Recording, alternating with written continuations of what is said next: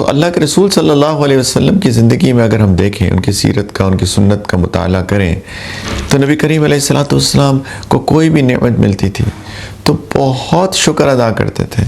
صحیح سنن نبی داؤد کی ایک روایت ہے، ابو بکر رضی اللہ تعالیٰ عنہ سے روایت ہے کہ کان رسول اللہ صلی اللہ علیہ وسلم اذا جاءه امر سرور او بشر به خر ساجدا شاکرا للہ، کہ اللہ کے رسول صلی اللہ علیہ وسلم کو جب بھی کوئی خبر ملتی تھی جس سے ان کو خوشی ہوتی تھی یا کوئی بھی خوشخبری سنائی جاتی تھی تو سجدہ شکر ادا کرتے تھے، سجدے میں چلے جاتے تھے، اللہ کا شکر ادا کرتے تھے۔ ایک دفعہ رات کو گھر تشریف لائے سید عائشہ رضی اللہ تعالی عنہ، راوی ہیں اس حدیث کی، تو نبی کریم علیہ السلام نے فرمایا سید عائشہ سے، عائشہ مجھے اجازت دو کہ میں نماز پڑھوں اللہ کے ہاں۔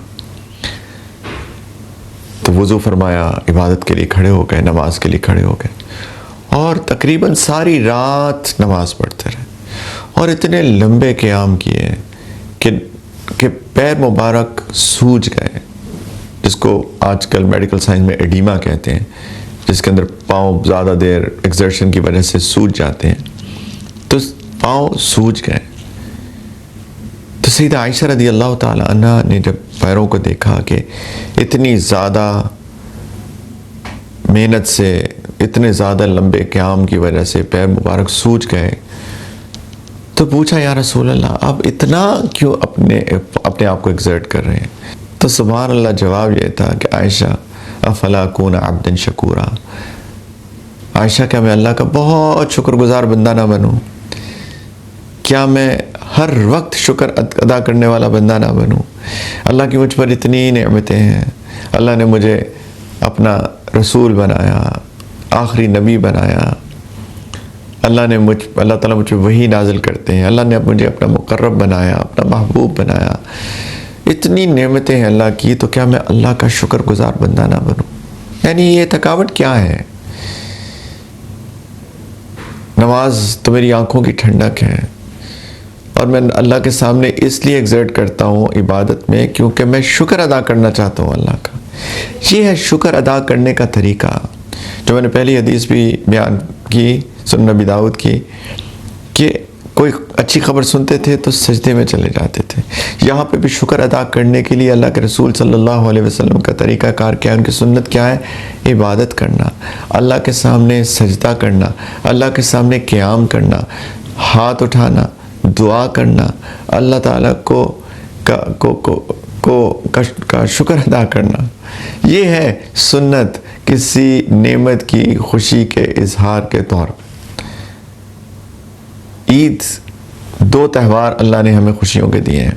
شادی خوشی کا موقع ہوتی ہے، نو ڈاؤٹ، لیکن اس کا بھی ایک طریقہ ہے۔ اگر آپ سنت دیکھیں، ہم سنت کی بات کر رہے ہیں نا، تو آپ سنت دیکھیں، نبی کریم علیہ السلام کے اپنے نکاح، صحابہ کے نکاح، ان کی اپنی پیاری بیٹی سیدہ فاطمہ رضی اللہ تعالی عنہ کا نکاح، کوئی دھوم دھڑکا نہیں، کوئی فنکشنز نہیں، کوئی اوکیزنز نہیں۔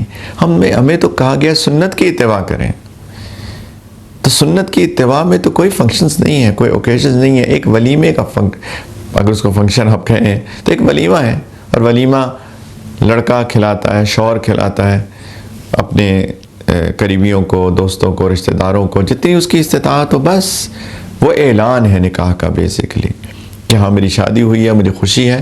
یہ سنت ہے، سنت شادی کی خوشی کو منانے کا سنت طریقہ بس ایک ولیمہ، اور وہ بھی استطاعت کے مطابق۔ شادی کرنا تو بہت آسان کام ہے۔ نبی کریم علیہ السلام نے فرمایا خیر النکاح ایسرہ، سب سے خیر والا نکاح وہ ہے جو سب سے زیادہ آسان ہو، خیر اسی میں ہے۔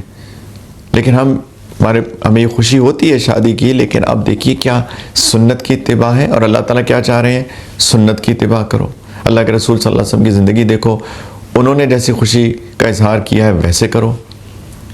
تو میں یہ عرض کر رہا تھا کہ جو تہوار ہیں ایز سچ، جو خوشی کے تہوار ہیں، وہ عید ہیں، دو عیدیں ہیں، عید الفطر اور عید الاضحیٰ، رمضان کے بعد عید اور ذوالحجہ میں۔ اور ان دونوں میں بھی آپ دیکھیے خوشی منانے کا طریقہ کیا ہے؟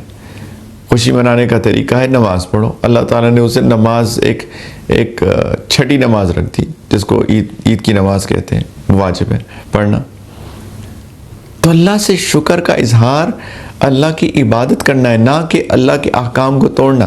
چونکہ وقت کم ہے، وقت محدود ہونے کی وجہ سے ہم اسی پہ اکتفا کرتے ہیں. پلیز خوشی سنت سے سیکھیں. اللہ کے رسول صلی اللہ علیہ وسلم نے کیسے خوشی منائی ہے، اللہ کا شکر ادا کر کے، اللہ کی بات مان کے. یہی تو ہے شکریہ کہنا اللہ کا. اور جب ایسے شکر ادا کریں گے، اللہ تعالیٰ کا وعدہ ہے اللہ تعالیٰ نعمتوں میں اضافہ کریں گے انشاءاللہ.